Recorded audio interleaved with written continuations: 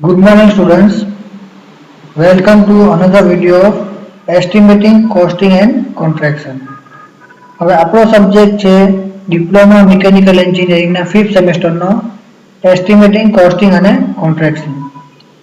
હવે લાસ્ટ લેક્ચરમાં આપણે ચેપ્ટર 1 ફિનિશ કર્યું હતું. એમાં લાસ્ટ થિયરી આપણે જોઈ ગયા હતા buy or make decision for an industry. એ આપણે ટોપિક જોઈ ગયા લાસ્ટ લેક્ચરમાં. હવે આ લેક્ચરમાં આપણે નવું ચેપ્ટર ચાલુ કરવાનું છે, unit number 2 break even analysis. બરાબર, બહુ જ ઇમ્પોર્ટન્ટ ચેપ્ટર છે, ખાસ ધ્યાન રાખજો આમાં. હવે આ ચેપ્ટર આપણે કઈ કઈ વસ્તુ જોવાની છે એની વાત કરી જાય તો પહેલા આપણે જોવાનું છે classification of cost as fixed અને વેરિયેબલ કોસ્ટ. એટલે કે ફિક્સ્ડ અને વેરિયેબલ કોસ્ટનું આપણે ક્લાસિફિકેશન જોઈ જવાનું છે. એમાં આવશે આપણું ક્લાસિફિકેશન ઓફ કોસ્ટ, કે કયા કયા ટાઈપના કોસ્ટ આવે છે. પછી આપણે જોવાનું છે કે ફિક્સ કોસ્ટ કોને કહેવાય અને વેરિયેબલ કોસ્ટ કોને કહેવાય. પછી આપણે જોવાના છે એક્ઝામ્પલ ઓફ ફિક્સ કોસ્ટ અને એક્ઝામ્પલ ઓફ વેરિયેબલ કોસ્ટ, કે કયા કયા કોસ્ટ છે જે ફિક્સ કોસ્ટમાં આવશે અને કયા કોસ્ટ છે જે વેરિયેબલ કોસ્ટમાં આવશે.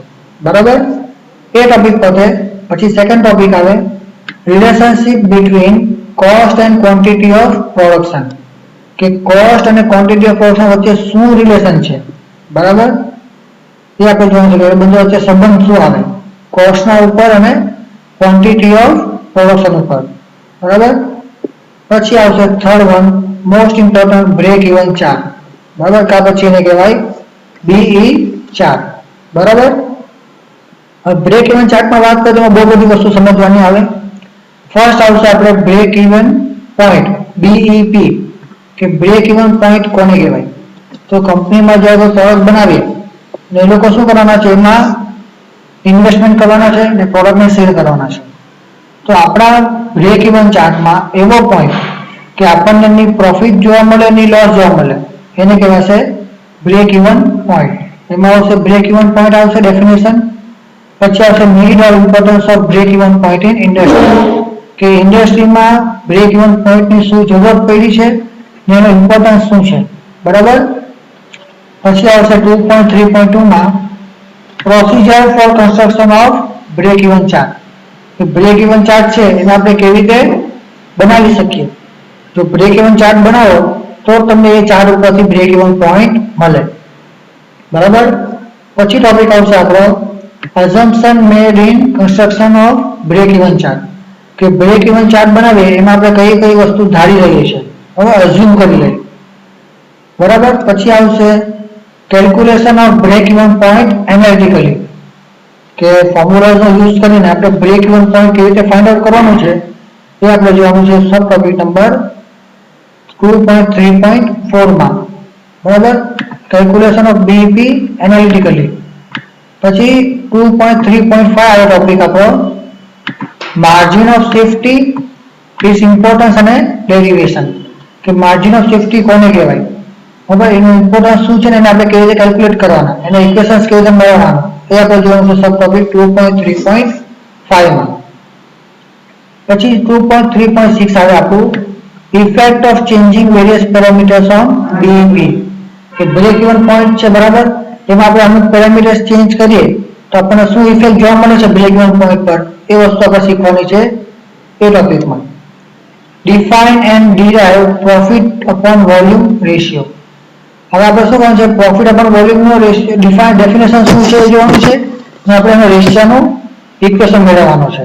બરાબર, પછી calculation of BEP and PV from given data, મતલબ આપણે એક્ઝામ્પલ્સ જોવાના છે BEP અને P અપોન માં V રેશિયોના, પ્રોફિટ અપોન વોલ્યુમ રેશિયોનું અને બ્રેક ઇવન પોઈન્ટના એક્ઝામ્પલ્સ જોવાના છે, એનું કેલ્ક્યુલેશન કરવાનું છે ગિવન ડેટા ઉપરથી.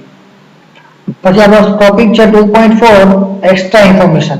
બરાબર, એક્સ્ટ્રા ઇન્ફોર્મેશન એટલે એમાં શું શું છે કે બ્રેક ઇવન એનાલિસિસમાં એડવાન્ટેજ શું છે ને લિમિટેશન શું છે. બરાબર, આટલી વસ્તુ છે કે આપણે આ ચેપ્ટરમાં જોવાનું છે.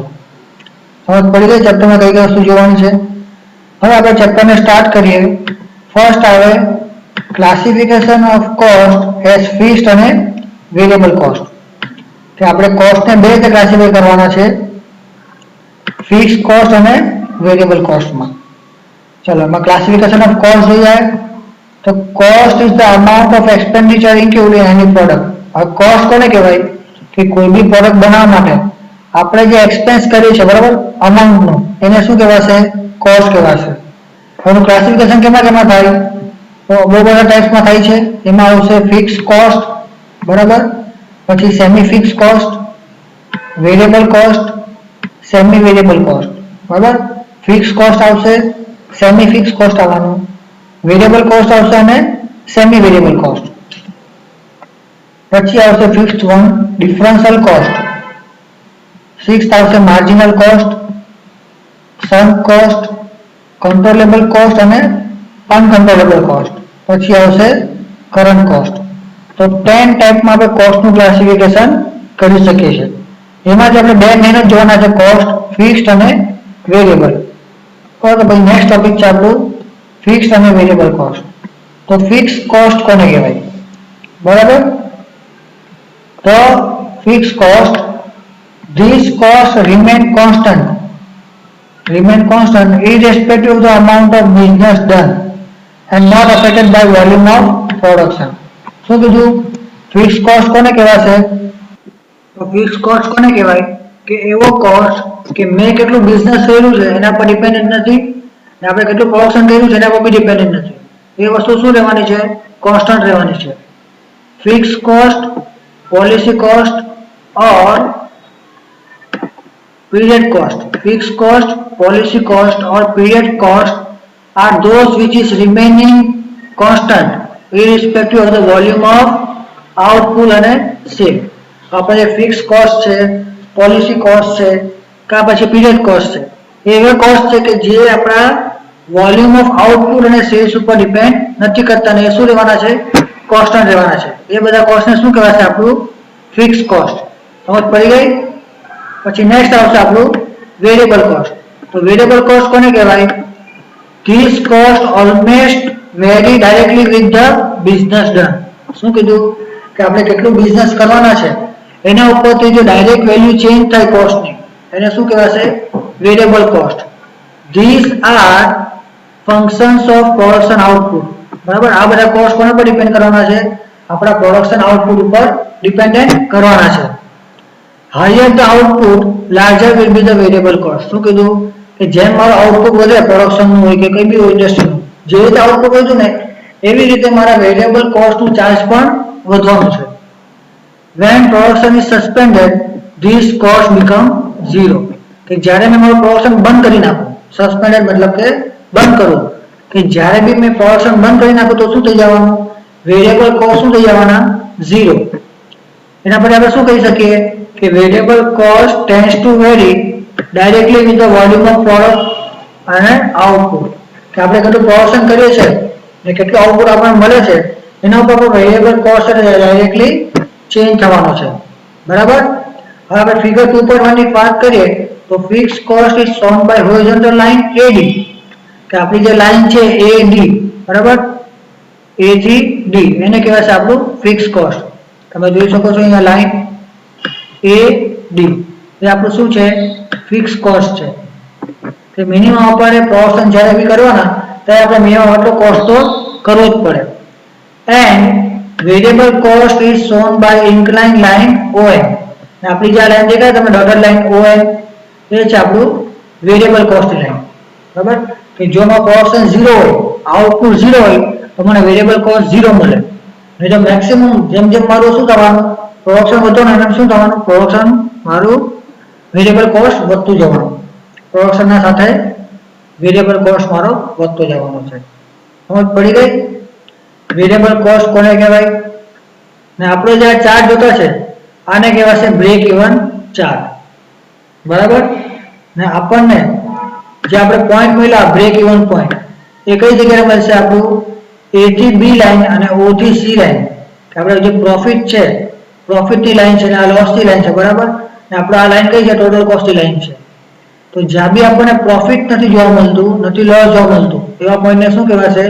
બ્રેક ઇવન પોઈન્ટ હવે આના વિશે આપણે આગળ ડિટેલમાં જોઈ જશું જેમ જેમ લેક્ચર ચેપ્ટર આગળ વધે એ રીતે બરાબર નેક્સ્ટ છે આપણા લેક્ચરમાં ટોપિક કે એક્ઝામ્પલ ઓફ ફિક્સ કોસ્ટ કે ફિક્સ કોસ્ટના એક્ઝામ્પલ્સ કયા કયા આવે તો આપણે ફર્સ્ટ ચેપ્ટરમાં જોઈ જ ગયા હતા ક્લાસિફિકેશન ઓફ કોસ્ટમાં પાછું જોઈ જાય કે એક્ઝામ્પલ ઓફ ફિક્સ કોસ્ટ, એમાં આવશે ઇનડાયરેક્ટ મટીરિયલ કોસ્ટ, કે આપણું જે ઇનડાયરેક્ટ મટીરિયલ કોસ્ટ છે એમાં આવવાનું ફિક્સ કોસ્ટમાં આવવાનું.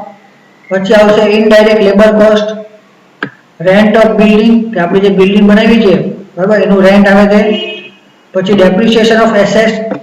હવે ડેપ્રિસિએશન શું તો આપણે ફર્સ્ટ ચેપ્ટરમાં જોઈ ગયા હતા, મતલબ કે આપણા ઇક્વિપમેન્ટ છે, મશીન છે, એનું જેમ ટાઈમ પાસ થાય, જેમ જેમ ટાઈમ જતું રહે, વર્ષ થયું, 2 વર્ષ થયું, એવી રીતે મશીનની શું થવાની વેલ્યુ ઘટતી જવાની, એને શું કહેવાય ડેપ્રિસિએશન. મતલબ કે ડેપ્રિસિએશન ઓફ એસેટ્સ એવી કેમાં આવવાનું ફિક્સ કોસ્ટમાં આવવાનું. પછી આવશે પ્રોપર્ટી ટેક્સ, જે આપણે વર્ષે વર્ષે કે મહિને મહિને આપણે ભરવું પડે એ. પછી ઇન્સ્યોરન્સ પ્રીમિયમ, કોઈ બી મશીન છે, બિલ્ડિંગ છે, ઇક્વિપમેન્ટ જેના પર શું કરવાનું આપણે ઇન્સ્યોરન્સ રાખવાના છે, એનું પ્રીમિયમ તો આપણે ફિક્સ ભરવું જ પડે એટલે ફિક્સ કોસ્ટમાં આવશે. પછી રિસર્ચ અને ડેવલપમેન્ટ કોસ્ટ, કોઈ બી કંપની હોય, કોઈ બી ઇન્ડસ્ટ્રી હોય બરાબર, ઓર્ગેનાઇઝેશન એ લોકો શું કરે રિસર્ચ કરતા જ રહેતા હોય અને પોતાનું જે ડેવલપમેન્ટ છે, પ્રોડક્ટ છે, ડેવલપમેન્ટ કરવાના જ, તો એના પર જે કોસ્ટ લાગે કેમાં આવશે ફિક્સ કોસ્ટમાં આવશે. પછી સેલરીઝ ઓફ ધ એક્ઝિક્યુટિવ્સ, બરાબર, કે જે બધા એડમિનિસ્ટ્રેટિવ એક્ઝિક્યુટિવ છે અને બધા જે વર્કર બધા છે લેબર એ લોકોનું જે સેલરીઝ છે એ બી કેમાં આવવાનું ફિક્સ કોસ્ટમાં આવવાનું. પછી મેન્ટેનન્સ કોસ્ટ, કે આપણા મશીન્સ ને ઇક્વિપમેન્ટનું જે આપણે મેન્ટેનન્સ કરીએ, બિલ્ડિંગનું મેન્ટેનન્સ કરવું પડે, એ બધું કેમાં આવશે ફિક્સ કોસ્ટમાં આવશે. પછી ઇન્ટરેસ્ટ ઓન ઇન્વેસ્ટમેન્ટ, આપણે જે ઇન્વેસ્ટમેન્ટ કરેલું છે એના પર જે ઇન્ટરેસ્ટ આપણે ભરવું પડે એ.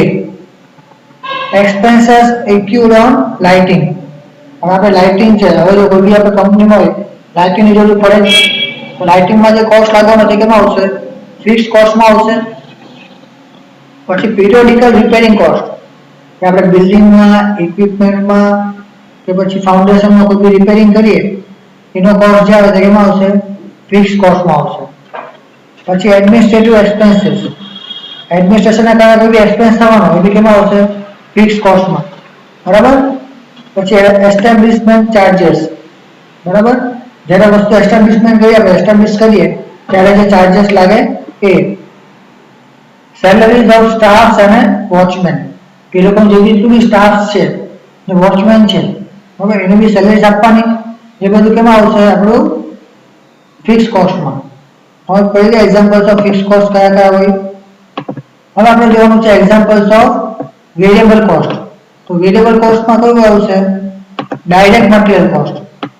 ડાયરેક્ટ મટીરિયલ કોસ્ટ એટલે કે આપણું જેટલું પ્રોડક્શન છે એટલું આપણે મટીરિયલ મંગાવવાનું, એટલે શું થઈ જવાનું કે જેટલું આપણે આઉટપુટ વધવાનું એટલું વેરિયેબલ કોસ્ટ વધી જશે, એટલે આપણે મટીરિયલ વધારે મંગાવવું પડે, આપણું ડાયરેક્ટ મટીરિયલ કોસ્ટ કેમાં આવશે વેરિયેબલ કોસ્ટમાં આવશે. પછી આવે ડાયરેક્ટ લેબર કોસ્ટ, બરાબર, કે જે આપણા વર્કર્સ છે, મશીન્સને ઓપરેટ કરવા માટે વર્કર્સ આપણે જોઈએ, જો વર્કર્સ જેટલું વધારે કામ કરે એટલું એ લોકોને સેલરી વધારે મળે, એટલે કેમાં આવશે એટલું વેરિયેબલ કોસ્ટમાં આવશે. પછી અધર ડાયરેક્ટ એક્સપેન્સીસ, કે બીજા બધા જે ડાયરેક્ટ એક્સપેન્સ કરે છે એ. આ ડાયરેક્ટ એક્સપેન્સમાં કયું આવે એ બધું આપણે જોઈ ગયા ફર્સ્ટ ચેપ્ટરમાં. પછી આવશે કોસ્ટ ઓફ પાવર, કેમ કે જેટલું આપણે મશીન યુઝ કરવાના એટલો જ પાવર યુઝ થવાનો, જેટલું લાઇટિંગ યુઝ કરો એટલું ઇલેક્ટ્રિસિટી યુઝ થવાની, ડીઝલ છે, જનરેટર માટે કઈ બી વસ્તુ હોય જેવી રીતે આપણું વસ્તુ યુઝ થવાની મશીન અને ઇક્વિપમેન્ટ એ પ્રમાણે આપણો પાવર બી યુઝ થવાનો, એટલે કેમાં આવશે એ વેરિયેબલ કોસ્ટમાં આવશે. પછી આવશે storage cost, heat treatment cost. હવે હીટ ટ્રીટમેન્ટ કોસ્ટ કઈ છે કે જેટલું વધારે આઉટપુટ મળે તો આપણે હીટ ટ્રીટમેન્ટ વધારે કરવું પડે કમ્પોનન્ટનું, એટલે હીટ ટ્રીટમેન્ટ કોસ્ટ કેમાં આવશે વેરિયેબલ કોસ્ટમાં આવશે, કેમ કે ડાયરેક્ટલી કોના પર ડિપેન્ડન્ટ છે પ્રોડક્શન પર ડિપેન્ડન્ટ છે. પછી ઇન્કમ ટેક્સ, જેમ આપણે ઇન્કમ કરી જે પ્રમાણે આપણે ઇન્કમ વધતી જાય એટલે ઇન્કમ ટેક્સ વધતું જવાનું. આઠમું આવે ઓક્ટ્રોય. પછી આવે cost of wastage, material handling cost, cost of inventories, packaging cost અને ટ્રાન્સપોર્ટેશન કોસ્ટ. હવે આ બધા કોસ્ટ છે એ ઇનડાયરેક્ટલી કે ડાયરેક્ટલી કોના પર ડિપેન્ડન્ટ છે આપણા પ્રોડક્શન પર. જેમ પ્રોડક્શન વધે એમ આ બધા કોસ્ટમાં વધારો થાય અને જેમ પ્રોડક્શન ઘટે એમ શું થવાનું આ બધા કોસ્ટમાં ઘટાડો થવાનો, એટલે આ બધા કોસ્ટ કેમાં આવશે આપણા વેરિયેબલ કોસ્ટમાં આવશે. સમજ પડી ગઈ. આપણે આ લેક્ચરમાં શું જોઈ ગયા કે ક્લાસિફિકેશન ઓફ કોસ્ટ જોઈ ગયા, પછી ડાયરેક્ટ કોસ્ટ કોને કહેવાય, ફિક્સ કોસ્ટ કોને કહેવાય અને વેરિયેબલ કોસ્ટ કોને કહેવાય એ જોઈ ગયા. પછી બ્રેક ઇવન પોઈન્ટ આપણે શું જોઈ ગયા ઉપર છેડે આપણે જોઈએ કે બ્રેક ઇવન પોઈન્ટ કોને કહેવાય, બરાબર. અને આપણે જોઈએ એક્ઝામ્પલ ઓફ ફિક્સ્ડ કોસ્ટ અને એક્ઝામ્પલ ઓફ વેરિયેબલ કોસ્ટ. હવે આટલા લેક્ચરમાં કોઈને બી કઈ બી ડાઉટ હોય, કઈ બી પ્રોબ્લેમ હોય, મને કોન્ટેક્ટ કરો, કોલ કરો, મેસેજ કરો, બરાબર છે. આ વિડીયોને લાઈક કરો, શેર કરો અને ચેનલને સબસ્ક્રાઇબ કરો. Thank you for watching this video.